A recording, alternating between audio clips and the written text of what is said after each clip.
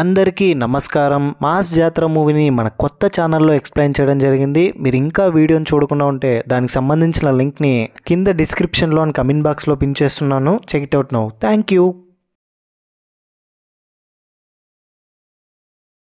Hello everyone, welcome back to Ajith movie మోటీస్ YouTube channel. ఇక్కడ మన మూవీలో హీరోయిన్ పేరు అపర్ణ. చిన్నప్పటి నుంచే అమ్మ నాన్న లేకపోవడం వల్ల అనాథాశ్రమంలో అనాథలాగా పెరుగుతుంది. చివరికి ఒక పెద్దింటి కుటుంబంలో ఒక అతను ఈమెను పెళ్లి చేసుకుంటాడు. పెళ్లి చేసుకున్న 2 daysకి అపర్ణను వదిలేసి బయట దేశానికి వెళ్తాడు. త్వరగా వచ్చేస్తానని. ఆ త్వరగా ఇప్పుడు 7 years అయింది. ఇంకా పెళ్లి చేసుకున్న భర్త తిరిగి రాలేదు. ఎప్పుడు వస్తాడా అని వెయిట్ చేస్తూ ఉంటుంది అదే ఇంట్లోనే అపర్ణ. అలాంటి టైంలోనే ఆ ఇంట్లోకి బోస్ అనే ఒక వ్యక్తి వస్తాడు. ఆ వ్యక్తి వల్ల హీరోయిన్ జీవితమే మారిపోతుంది. తన భర్త బెడ్రూమ్ లో ఉండనిస్తుంది అతన్ని. ఇదంతా అత్త మామకి అస్సలు నచ్చట్లేదు.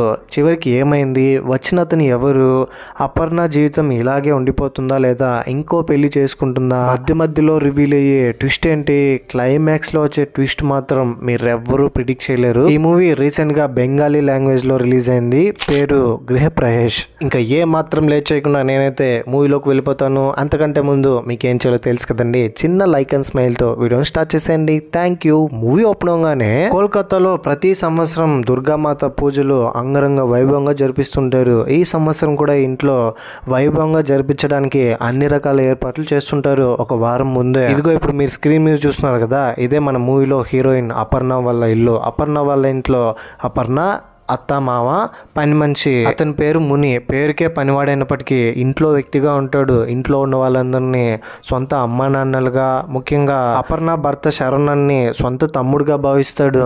ఇంకో వారంలో దుర్గామాత పూజ ఉందని అన్ని ఏర్పాట్లు. ఇంటి పెద్ద అయిన ఏకైక కొడుకు శరణాన్ని ఇక్కడ లేకపోవడంతో అన్ని పనులు మునినే దగ్గరుండి చూసుకుంటున్నాడు. అపర్ణ నిద్రపోతూ ఉంటుంది. మార్నింగ్ లేవగానే చాలా ఒంటరిగా ఉన్నట్టు ఫీల్ అవుతుంది. భర్త పని ఉందని ఫారిన్ వెళ్ళిపోయినా ఇంకా తిరిగి రాలేదని భర్త కోసం ఎదురు చూస్తూ ఉండడంతో అత్త మామకి అపర్ణ మీద ఒక చిన్న సింపతి ఉంటుంది. అయ్యో పాపం, మన కొడుకుని చేసుకుని చాలా బాధను అనుభవిస్తుంది, ఎలాగైనా మన కొడుకు కోసమే వెయిట్ చేయించాలని ఇంట్లోనే కొన్ని రోజులమ్మా ఇదిగో వచ్చేస్తాడు అదిగో వచ్చేస్తాడని అత్త మామ అపర్ణని కన్విన్స్ చేస్తూ ఉంటాడు. అపర్ణ కూడా ఇంకా వేరే ఆప్షన్ లేక భర్తనే తలుచుకుంటూ ఒంటరిగా ఫీల్ అవుతూ అదే ఇంట్లోనే లోన్లీగా ఉంటుంది. యాక్చువల్గా అపర్ణకి శరణానికి ఎలా పెళ్ళి ఉంటుందంటే, అపర్ణ అమ్మా నాన్న లేకపోవడంతో అనాథాశ్రమంలో పెరుగుతూ ఉంటే ఆశ్రమంలో ఉండే వాళ్ళే అపర్ణకి ఒక పెళ్లి సంబంధం చూసుంటారు. పెద్ద ఇంటి కుటుంబం కావడంతో అపర్ణ కూడా హాస్టల్లో అన్ని రోజులు పెంచిన వాళ్ళకి నో చెప్పకుండా శరవణ వచ్చి అపర్ణ దగ్గర నాకు మీరు బాగా నచ్చారు, పెళ్లి చేసుకుందామని చెప్పడంతో ఈ పెళ్లికి ఒప్పుకునే ఇద్దరు పెళ్లి చేసుకుంటారు. పెళ్లి చేసుకున్న నెక్స్ట్ డేనే నాకు ఫారిన్ లో ఇంపార్టెంట్ వర్క్ వచ్చింది, నేను త్వరగా వచ్చేస్తానమ్మా అని ఫస్ట్ వాళ్ళ అమ్మతో చెప్పి అపర్ణతో నువ్వేం నా లగేజ్లన్నీ సర్దనవసరం లేదు, నేనే సర్దుకుంటానని అక్కడ నుంచి వెళ్ళిపోతుంటే శరణన్ వాళ్ళ అమ్మ నాన్న, ఒరే ఇప్పుడే కదా పెళ్లి చేసుకున్నావు, అట్లీస్ట్ ఒక వారమైనా ఉండేలరా, పాపం మా అమ్మాయి ఎన్ని ఆశలతో ఇక్కడికి వచ్చిందో కనీసం ఒక 2-3 days అయినా అమ్మాయితో గడపరానంటే, అమ్మ నీకు ఎన్నిసార్లు చెప్పాలి, ఇంపార్టెంట్ వర్క్ అని చెప్పాను కదా, త్వరగా వచ్చేస్తానులేని. ఆ త్వరగా ఇప్పుడు 7 years అయి ఉంటుంది. ఇప్పటికీ వెయిట్ చేస్తూనే ఉంటారు. అపర్ణకైతే ఇంట్లో ఎలాంటి ప్రాబ్లం లేదు. భర్త లేదన్న బాధే తప్ప అత్త మామలు సొంత అమ్మ నాన్నలాగా చూసుకుంటారు. ఫుల్ ఫ్రీడంగా ఉంటుంది ఇంట్లో. టైం పాస్ ఎలా అంటే అపర్ణకి ఒక ఫ్రెండ్ ఉంటుంది, స్నేహితురాల పేరు సౌమ్య. సౌమ్యకి ఎప్పుడు ఫోన్ చేసి తన బాధలన్నీ చెప్పుకునేది. సౌమ్య, ఇంకా ఎన్నెలని నీ భర్త కోసం వెయిట్ చేస్తుంటావు, నువ్వు స్కూల్లో కాలేజీలో ఒక అతన్ని ప్రేమించావు కదా, ఇప్పటికీ అతను నీ కోసం వెయిట్ చేస్తున్నాడు, నువ్వు అను ఇలాగే వచ్చి నిన్ను పెళ్లి చేసుకుని వెళ్తాడు అని చెప్తుంది. కానీ అపర్ణ మాత్రం ఇదంతా తప్పు, ఎన్ని రోజులైనా పర్లేదు, నేను నా భర్త కోసమే వెయిట్ చేస్తానని చెప్తూ ఉండేది. సౌమ్య ఎప్పుడు తిడుతూనే ఉండేది. అపర్ణ వాళ్ళ అత్తమ్మ బెడ్కే పరిమితమై ఉంటుంది. మెంటల్ గా ఒక ప్రాబ్లం ఉంది తనకి. అందుకనే అపర్ణ దగ్గరుండి మరి వాళ్ళ అత్తయ్యని చూసుకుంటూ ఉంటుంది. టైంకి ఏదైనా అవసరమైతే దగ్గరుండి ఇస్తూ. ఇంకొద్ది రోజుల్లో దుర్గామాత పూజ ఉందని చెప్పి ముని వాద్య బృందాన్ని, కల్చరల్ డాన్స్ చేసే వాళ్ళందరికీ ఇన్విటేషన్స్ ఇస్తూ ఉంటే సరిగ్గా అప్పుడే ఒక గెస్ట్ వస్తాడు. అతని పేరు బోస్. ఈ ఊర్లో స్పెసిఫిక్ గా ఈ ఇంట్లోకి అక్కడ జరిగే దుర్గామాత పూజకి ఇన్వైట్ చేయడంతో అదే ఇంట్లోనే రెంట్కి ఉండడానికి వస్తాడు పైన ఒక రూమ్ లో. అండ్ వీళ్ళ ఆచారం ఏంటంటే ఏంటంటే జరగబోయే దుర్గామాత పూజలో అన్నోన్ పర్సన్స్ బయట నుంచి కొంతమంది వచ్చి పూజలో పార్టిసిపేట్ చేయాలి, లేదంటే పూజ ఫుల్ఫిల్ కాదు. నేను ఇంట్లో రెంట్కుండి దుర్గామాత పూజను చూసి వెళ్తానని బోస్ అనే ఒక వ్యక్తి రావడంతో అపర్ణ బోస్ని చూసి ఫస్ట్ టైం చూడంగానే తనకి మంచి బాడీ ఉండడంతో, చూడడానికి కూడా హ్యాండ్సమ్గా ఉండడంతో ఫస్ట్ ఇంప్రెషన్లోనే ఇంప్రెస్ అవుతుంది అపర్ణ. నేనే మీ ఇంటికి వచ్చిన కొత్త గెస్ట్ని, దుర్గామాత పూజకు వచ్చాను అని చెప్తే, ఓహో అవునా, అలాగే ఇక నుంచి మీరు వెళ్ళేంత వరకు మీకేం కావాలన్నా నన్ను అడగండి, నేను దగ్గరుండి చూసుకుంటాను. ఇంటికి వచ్చిన గెస్టులు అంటే ముఖ్యంగా పూజకు వచ్చిన గెస్టులని చాలా బాగా చూసుకోవాలని మా మామయ్య చెప్పారని బోస్తో ఫ్రెండ్లీగా మాట్లాడి పనివాడైనటువంటి మునిని అక్కడికి పిలిపించి, ఇదిగో ఇతని పేరు బోస్, మన ఇంటికి కొత్తగా రెంట్కి వచ్చాడు, పైన పూజ జరిగేంత వరకు ఇక్కడే ఉంటాడంట, వెళ్ళి శరణన్ రూమ్ చూపించా అంటే మునికి ఇదంతా అసలు నచ్చట్లేదు. ఎవడో ఒక అనామకుడు వచ్చి నా తమ్ముడైనటువంటి శరణన్ రూమ్లో ఉంటాడా, అమ్మగారేమో ఈ రూమే చూపించమన్నారు, ఇదంతా సరిపడేలాగా కనిపించట్లేదని థింక్ చేస్తూ, ఇదిగో బోస్ గారు ఈ రూమ్ చాలా ముఖ్యమైన రూము, నా తమ్ముడు శరణ్ది, ఈ రూమ్ని నీట్గా ఉంచుకోండి, అంతేకాకుండా ఇంట్లో మీరు జాగ్రత్తగా ఉండాలని చెప్పి అక్కడ నుంచి వెళ్ళిపోతే బోస్ ఒక పెట్టెని తీసుకొచ్చింటాడు. ఆ పెట్టెని తీసి లోపల పెడతాడు బెడ్ కింద. ఆ పెట్టెలోనే ఒక ట్విస్ట్ ఉంటుంది, మీకు ముందు తెలుస్తుంది. పనివాడు ముని నేరుగా పెద్ద ఆయన దగ్గరికి వెళ్ళి, అయ్యా మన ఇంట్లో కొత్తగా గెస్ట్ బోస్ వచ్చాడు రెంట్కి, నాకెందుకో అతని వాలకం చూస్తుంటే ఏం నచ్చట్లేదు, పైగా వయసులో ఉన్నాడు, అమ్మగారు శరణన్ రూమ్లో ఉండమనింది, వయసులో ఉన్నాడు కదా, ఇప్పుడు ఆ రూమ్లో ఉండడం కరెక్ట్ కాదేమో, ఒకసారి ఆలోచించండి అని అంటే ఏం ఆలోచించకుండా కొంచెం మెచ్యూర్గా థింక్ చేసి, ఒరే ఈ రోజుల్లో కూడా ఏంట్రా నువ్వు ఇలా థింక్ చేస్తున్నావు, ఈ విషయం అపర్ణకు తెలిస్తే బాధపడుతుంది, వెళ్ళి నీ పని చూసుకో, అలా ఏం కాదులే అని చెప్తాడు. అందరూ పడుకుని ఉంటే సడన్ గా ఒక పెద్ద శబ్దం వినిపిస్తుంది. ఏంటా శబ్దం అని బోస్ వెంటనే నిద్ర లేచి వెళ్ళి చూస్తే ఇంట్లో ఉన్న పెద్ద ఆమె గట్టిగా అరిచుంటుంది.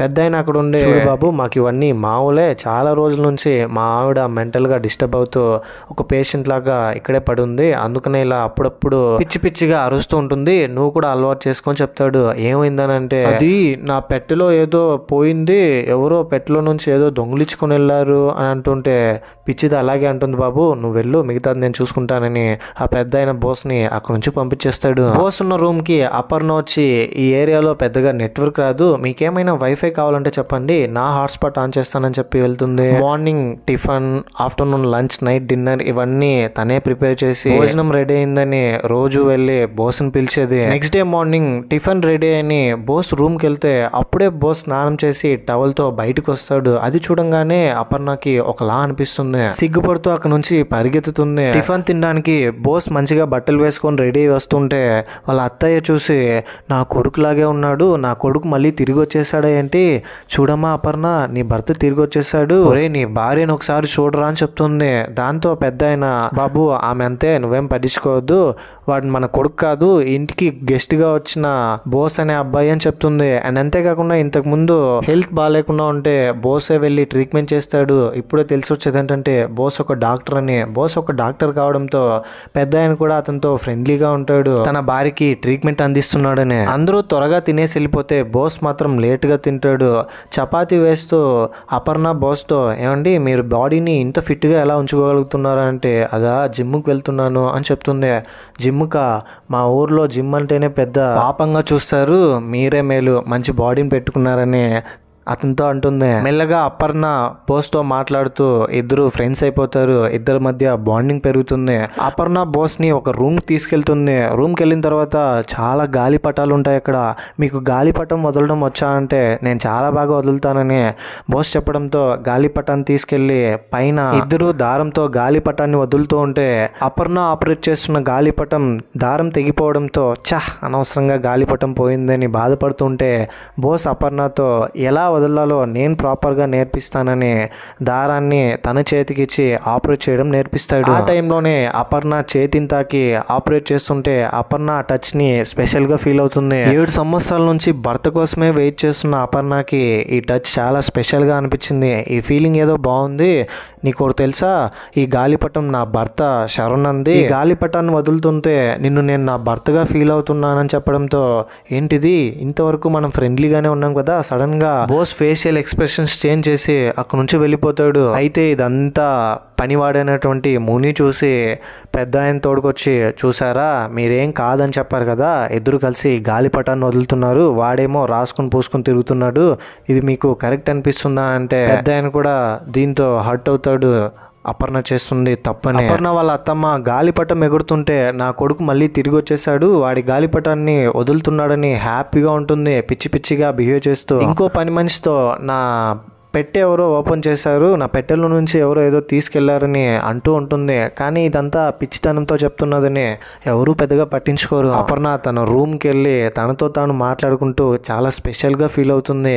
నేను చాలా హ్యాపీగా ఉన్నాను, ఇప్పుడు బోస్తో గడిపిన కొద్దిపాటి క్షణాలే నాకు ఇంత హ్యాపీనెస్ ఇస్తుంది, నేను చేస్తున్నది తప్పా రైటా అని నాకు అర్థం కావట్లేదు, కానీ ఇదేదో బాగుంది, 6-7 సంవత్సరాల నుంచి నాకు ఈ హ్యాపీనెస్ రాలేదని చాలా హ్యాపీగా ఉంటుంది, ఫుల్ ఖుషీగా. తన ఫ్రెండ్ సౌమ్యతో నాకు ఈ విధంగా బోస్ అనే వ్యక్తి నచ్చాడు, నేను ఏం డిసిషన్ తీసుకుంటానో నాకే అర్థం కావట్లేదు, కానీ ఈ ఫీలింగ్ ఏదో బాగుంది, బోస్తో ఉంటే నేను హ్యాపీగా ఉంటున్నాను అని చెప్తుంది టెక్స్ట్ మెసేజ్ రూపంలో. ఇంకోవైపు బోస్ అతని రూమ్కి వెళ్ళి బాగా ఏడుస్తున్నాడు, సారీరా నేను అనవసరంగా ఈ ఇంటికి వచ్చి తప్పు చేశానని ఒకరి ఫోటో చూస్తూ ఏడుస్తున్నాడు. ఇక్కడే రివీల్ అయ్యే ట్విస్ట్ ఏంటంటే ఆ ఫోటో ఎవరిదో కాదు, శరణన్ బోస్ వీళ్ళిద్దరూ బెస్ట్ ఫ్రెండ్స్. శరణన్ బోస్ని ఇక్కడికి పంపించుంటాడు, మా ఇంట్లో వాళ్ళని నా వైఫ్ని వెళ్ళి చూసిరా, నేను కొన్ని పనుల వల్ల వెళ్ళలేకపోతున్నానని. ఇప్పుడు బాగోగులు చూసి రావడానికి వస్తే ఇప్పుడు నీ భార్య నన్ను ప్రేమిస్తోందంట, నాకేం చేయాలో అర్థం కావట్లేదు,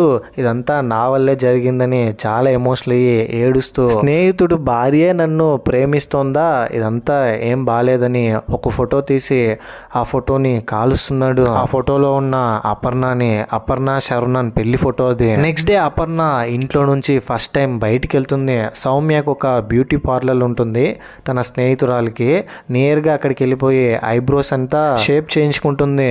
ఏంటే దాదాపు 7 years తర్వాత ఇక్కడికి వచ్చావు, అది కూడా ఇంత హ్యాపీగా ఉన్నావు, అందం గురించి ఆలోచిస్తున్నావు ఏంటి విషయం అని అంటే, మా ఇంటికి గెస్ట్గా బోస్ అనే ఒక అతను వచ్చాడు, అతని మీద నాకు ఫీలింగ్స్ ఉన్నాయని జరిగిందంతా సౌమ్యతో ఇంకా డీటెయిల్గా ఎక్స్ప్లెయిన్ చేస్తుంది. ఇదే రైట్ టైం, వెళ్ళి అతనితో నీకున్న ఇష్టం చెప్పి కొత్త లైఫ్ని ప్రారంభించు, ఎప్పుడో 7 సంవత్సరాల క్రితం వెళ్ళిపోయిన భర్తను తలుచుకుంటూ ఎందుకు నీ జీవితాన్ని నాశనం చేసుకుంటున్నావు, అప్పటి నుంచినే ఇదే కదా చెప్తున్నాను, కాలేజ్లో ఉన్నప్పుడు ఒక అబ్బాయిని ప్రేమించావు, అది ఫెయిల్ అయిపోయింది, ఇప్పుడైనా నీ ప్రేమను కాపాడుకో అని చెప్తుంది. కట్ చేస్తే ఇంటి పనివాడైన మునికి సరిగా నిద్ర కూడా రావట్లేదండి, బాగా తాగి ఎమోషనల్ అవుతున్నాడు. నా తమ్ముడు శరణన్ రూమ్లో బోస్ వచ్చి ఉండడమే కాకుండా వాడి భార్యతో క్లోజ్గా ఉంటున్నాడు, ఇది ఎంతవరకు వెళ్తుందో ఏంటో నాకు అర్థం కావట్లేదు, ఎలాగైనా దీన్ని ఇంతటితో ఆపాలని నేరుగా బోస్ దగ్గరికి వెళ్ళి, చూడు బోస్ నేను అసలే మంచోని కాదు చెప్తున్నా, ఇంకోసారి ఇంట్లో నీకు ఏదైనా అవసరం వచ్చిందంటే నన్ను అడుగు, నేనే దగ్గరుండి నీకేం కావాలన్నా ఇస్తాను, అపర్ణతో నువ్వు మాట్లాడొద్దు, ఇంకా అపర్ణని కలవద్దు, తను కూడా నిన్ను కలవనీయకుండా చేయమని నాతో చెప్పింది, జాగ్రత్త అని చెప్తాడు. ముని మనసులో ఏముంది, అతని ఇంటెన్షన్ ఏమని బోస్కి క్లియర్గా అర్థమవుతుంది. ఇంట్లో ఉన్న పెద్ద ఆయన అపర్ణ దగ్గర, చూడమ్మా అపర్ణ, నీ పైన నాకు చాలా రెస్పెక్ట్ ఉంది, కానీ నువ్వు చేస్తున్న పనుల వల్ల ఆ రెస్పెక్ట్ అంతా పోయింది, నువ్వు చేస్తున్నది తప్పమ్మా అంటే, గాలిపటం ఎగరేయడం తప్ప అంటే, నువ్వు ఎగరేయడం తప్పు కాదు, వాడితో కలిసి ఎగరేయడం, అది కూడా అలా ఎగరేయడం నేను చూసి తట్టుకోలేకపోయాను, నీ మీదున్న రెస్పెక్ట్ పోగొట్టుకోకు అని అంటే, అపర్ణ దాంతో పెద్ద ఆయనతో ఒక్కరోజు కూడా నాకు నచ్చినట్టు హ్యాపీగా ఉండలేకపోతున్నానని కోపంతో అక్కడి నుంచి వెళ్తుంది. దాంతో ఆ పెద్ద ఆయనకి కొంపు తీసి, పనివాడు ముని చెప్పింది నిజమవుతుందా ఏంటి, బోస్కి పనివాడు ముని చెప్పినట్టు బోస్కి దగ్గర అవుతుందా ఏంటి అనే భయం స్టార్ట్ అవుతుంది. నెక్స్ట్ డే అపర్ణ బోస్ని పక్కనే ఉన్న కాఫీ షాప్ తీసుకెళ్తుంది. అపర్ణతో బోస్ ఫస్ట్ టైం నువ్వు శరవణ ఎలా కలిశారు, ఎలా మీ పెళ్లి జరిగిందని అంటే మొత్తం ఎక్స్ప్లెయిన్ చేస్తుంది. నేను అనాథాశ్రమంలో పెరిగాను, ఆశ్రమం వాళ్ళే నాకు సంబంధం చూశారు, పెళ్లి చేశారు, శరణన్ కూడా నేనంటే ఇష్టమని చెప్పాడు, కానీ పెళ్లి చేసుకున్న 2 daysకే వదిలేసి వెళ్ళిపోయాడు, ఇప్పటి వరకు రాలేదు, వర్క్ అంటూ ఇంట్లో వాళ్ళని కూడా పట్టించుకోడు, ఫోన్ కూడా చేయడు అని చెప్తుంది. ఇంట్లో పెద్ద అమ్మాయి మళ్ళీ బెడ్లో నుంచి పైకి లేచి గట్టిగా అరిచి, నా పెట్టెలో దొంగతనం జరిగింది, ఒకసారి వెళ్ళి చూడండి అని అంటే, ఇన్నిసార్లు తను చెప్తుందంటే నిజమై ఉంటుంది కదా అని బోస్ వెళ్ళి చెక్ చేస్తే అందులో ఉన్న నగలు దొంగతనం పోయి ఉంటుంది. ఎవరు దొంగిలించారా అంటే ఇంట్లో ఇంట్లో పనివాడు ముని అక్కడికి వచ్చి, అయ్యా నేనే మనీ అవసరం వచ్చి అలాంటి తప్పు చేశాను, నేను వీలైనంత తొందరగా ఆ డబ్బు తిరిగి ఇచ్చేస్తానని చెప్తాడు. ఒక సొంత కొడుకులా నిన్ను పెంచాం కదరా, ఎక్కడో అనాథగా పడి ఉంటే ఇంట్లో మాలాగే నిన్ను చూసాము, ఇలాంటి తప్పు చేస్తామని మేము అసలు అనుకోలేదని మునిని బాగా తిడతారు. దుర్గామాత పూజకి అన్ని రకాల ఏర్పాట్లు చేస్తుంటారు. అపర్ణకు తెలిసిన వాళ్ళందరూ పూజ చూడడానికి ఇక్కడికి వస్తారు. ఇంట్లో బంధువులు కూడా వస్తారు. బోస్ ల్యాప్టాప్లో అశ్లీల వీడియోలు చూస్తూ, బోస్ ఇంట్లో ల్యాప్టాప్లో కొంచెం రొమాంటిక్ వీడియోస్ చూస్తూ ఉంటే ఎవరో పిలిచారని ల్యాప్టాప్ని అలాగే వదిలేసి వెళ్ళిపోతాడు. పెద్ద ఆయన వచ్చి ల్యాప్టాప్ని చూసి అందులో ఉన్న వీడియోస్ని చూసి, మన ఇంట్లో ఇలాంటి వాళ్ళు ఎవరున్నారు, ఇలాంటి వీడియోలు చూస్తున్నారు, అబ్బాయి రొమాన్స్ చేసుకుంటుంటే ఇదేం పైత్యమని చిచి అని ల్యాప్టాప్ క్లోజ్ చేస్తాడు. బోస్ అపర్ణకి ఒక సెంట్ గిఫ్ట్గా ఇస్తాడు. ఆ సెంట్ అంటే ఇష్టమని అపర్ణ ఇంతకు ముందే చెప్పింటుంది. అపర్ణ సౌమ్యని కూడా ఇన్వైట్ చేయడంతో సౌమ్య కూడా అక్కడికి వస్తుంది. అపర్ణ బోస్ని సౌమ్యకి పరిచయం చేస్తుంది. ముగ్గురు కలిసి మాట్లాడుకుంటారు. నీ భర్త కూడా ఇన్ని రోజుల్లో నీకోసం ఏం చేయలేదు, ఈ బోస్ నీకోసం ఇంత చేస్తున్నాడు, వెళ్ళి చెప్పే, ఇదే రైట్ టైం, నీ ప్రేమని బయట పెట్టు అని సౌమ్య అపర్ణతో అంటుంది. ఇదే రైట్ టైం అనుకుని అపర్ణ నేరుగా బోస్ రూమ్కి వెళ్ళి, నీతో కొంచెం ఒంటరిగా మాట్లాడాలి, ఒకసారి నా దగ్గరికి రా అని బోస్ బెడ్ మీద కూర్చొని, నేను ఇన్ని రోజులు నీతో ఇంత క్లోజ్గా నీతో ఫ్రెండ్లీగా ఉండడానికి కారణం కేవలం ఫ్రెండ్షిప్ మాత్రమే కాదు, నాకు నీ పైన నిజమైన ప్రేమ ఉంది, ఐ లవ్ యూ అని చెప్తుంది. ఒకవేళ ఇప్పటికిప్పుడు 7 సంవత్సరాలకు ముందు వెళ్ళిన నా భర్త శరణ్ నా కోసం తిరిగి వచ్చినా కూడా నేను యాక్సెప్ట్ చేసే పరిస్థితిలో లేను, ఎందుకంటే నేను నీ గురించే ఆలోచిస్తున్నానని చెప్తుంది.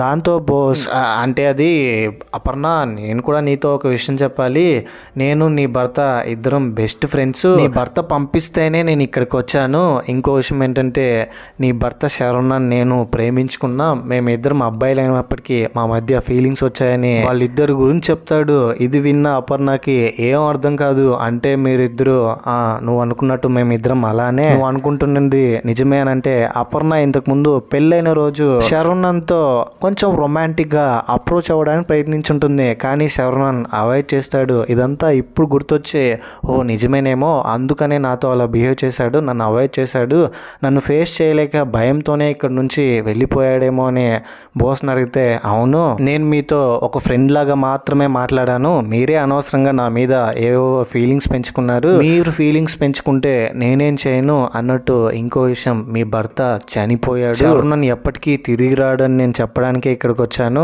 దేశం కోసం పోరాడుతున్న ఆర్మీ ఆఫీసర్స్తో వీడు కూడా వెళ్ళి వీర మరణం పొందాడు, నేను మిమ్మల్ని అందరినీ చూడడం కోసమే ఇక్కడికి వచ్చాను, ఈ విషయం చెప్పడం కోసమే అని చెప్తాడు. దాంతో అతను ఏడుస్తూ ఉంటే, నువ్వెందుకు ఏడుస్తున్నావు, నేను ఏడవాలి, నా జీవితం ఏంటి ఇలా అయిపోయింది, నేను ప్రేమిస్తున్న వ్యక్తి ఇలాంటి ఒక వ్యక్తి అని ఆలోచిస్తూ భర్త గురించి ఆలోచిస్తే అతను అలాంటి వ్యక్తే, పైగా అతను చనిపోయాడని మళ్ళీ అతన్ని ప్రేమించిన ఒక వ్యక్తి వచ్చి చెప్తున్నాడా అని ఏం అర్థం కాకుండా సడన్ గా తట్టుకోలేనంత దుఃఖం వచ్చి బాగా ఏడ్చేస్తుంది అపర్ణ. ఏడుస్తున్న అపర్ణ దగ్గరికి వెళ్ళి, చూడండి మీకు శరణ్కి పెళ్ళైందన్న విషయం కూడా నాకు తెలియదు, నీతో శరణ్కి పెళ్ళైందన్న విషయం కూడా నాకు తెలియదు, ఇక్కడికి వస్తే తప్ప నేను ఒక పెట్టె తీసుకొచ్చాను కదా, ఆ పెట్టెలో శరణ్ అస్థికలు ఉన్నాయి అని చెప్తాడు. నా దగ్గర కూడా శరణ్కి పెళ్ళైందన్న విషయాన్ని దాచిపెట్టాడు అని. దాంతో అపర్ణ బాగా ఏడుస్తూ వాష్రూమ్లోకి వెళ్ళి స్నానం చేసి తెల్ల చీర కట్టుకొని ఇంకొద్దిసేపట్లో దుర్గామాత పూజ అనగానే మొత్తం బంధువులు ఫ్రెండ్స్ అందరూ వెయిట్ చేస్తూ ఉంటారు అపర్ణ రాక కోసం. అపర్ణ వచ్చి అనుకోని విషాదం జరగడం వల్ల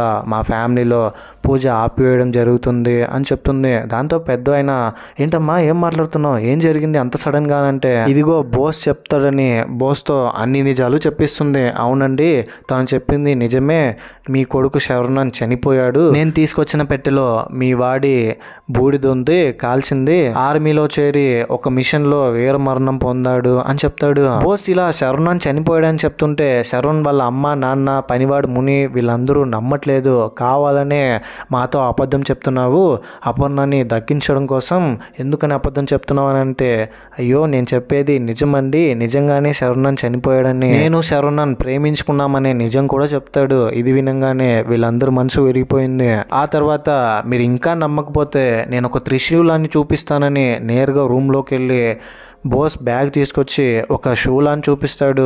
ఆ షూలాన్ని శరణ్ ఇంట్లో నుంచి వచ్చేటప్పుడు ఇచ్చింటుంది. ఆ త్రిశూలాన్ని చూసి ఇంకా కన్ఫర్మ్ చేసుకుంటారు శరణ్ ఇంకా లేడు అని. చాలా ఏడుస్తారు. అలాగే కొన్ని రోజులు బాధపడుతూ శరణ్ అస్థికల్ని గంగలో కలిపేస్తారు. అపర్ణ జీవితమే నాశనం అయిపోయింది అని బాధపడుతూ ఉంటే అపర్ణ కూడా చాలా ఎమోషనల్ అవుతుంది. తన జీవితం మాత్రం ఎందుకని ఇలా అయిపోయిందని రూమ్ లో ఏడుస్తూ థింక్ చేస్తూ ఉంటే దీని గురించే సరిగ్గా అప్పుడే అపర్ణ దగ్గరికి ఒక అతను వస్తాడు. అతను చూడగానే అపర్ణ చాలా హ్యాపీగా ఫీల్ అవుతుంది. కాలేజ్ డేస్లో అపర్ణ ఒక అబ్బాయిని ప్రేమించుంటుంది కదా, అతనే అతను. నేను నీకోసం మళ్ళీ వచ్చా అని శరణ్ చనిపోయిన విషయం అపర్ణ మళ్ళీ పెళ్లి చేసుకోవచ్చని ఇప్పుడు అపర్ణ దగ్గరికి వచ్చింటాడు. అపర్ణ కూడా అతనంటే ఇష్టం ఉండడంతో ఫైనల్ గా అపర్ణ అతన్నే పెళ్లి చేసుకుంటుంది. ఇంతటితో మూవీ కూడా ఎండ్ అయిపోతుంది. Happy ending. ఈ మూవీపై మీ ఒపీనియన్ ఏంటి? నా ఎక్స్ప్లెనేషన్ మీకు ఎలా అనిపించింది? క్లైమాక్స్లో వచ్చే ట్విస్ట్ మీరు నిజంగానే ప్రిడిక్ట్ చేశారా లేదా అనేది కింద కమెంట్ బాక్స్లో తప్పకుండా నాతో షేర్ చేసుకోండి. అండ్ ఇలాంటి కైండ్ ఆఫ్ మరిన్ని మూవీస్ అండ్ ఎక్స్ప్లెనేషన్ వీడియోస్ కోసం మన ఛానల్ని సబ్స్క్రైబ్ చేసి బెల్ ఐకాన్ క్లిక్ చేసేయండి. చాలామంది వీడియోస్ చూస్తున్నారు కానీ సబ్స్క్రైబ్ చేసుకోవట్లా. మీకు గనక నా ఎక్స్ప్లెనేషన్ నచ్చితే ప్లీజ్ ట్రై టు సబ్స్క్రైబ్. ఇంకో ఇంట్రెస్టింగ్ వీడియోతో మీ ముందు ఉంటాను. అంతవరకు సేఫ్గా ఉండండి, నవ్వుతూ ఉండండి, నవ్విస్తూ ఉండండి. Thank you. జై హింద్.